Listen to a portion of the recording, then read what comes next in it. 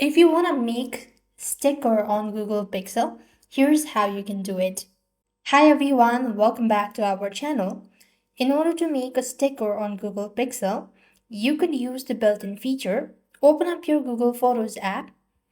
You want to select a particular photo for which you want to create a sticker.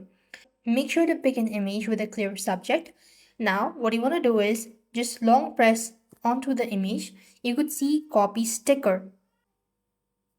Tap on copy sticker. Now, in order to see the sticker, you could see at the bottom left there is the sticker. And in order to see the sticker, just go back.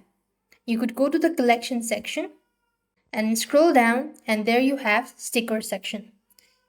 And here you go, these are the stickers. So you could share it on any other social media platform. For now, I'm gonna go for WhatsApp. After which, you open up the chat page, and at the bottom, you could go ahead and simply select it from your clipboard.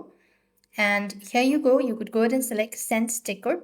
And this way, you'll be able to create sticker from a photo on Google Pixel.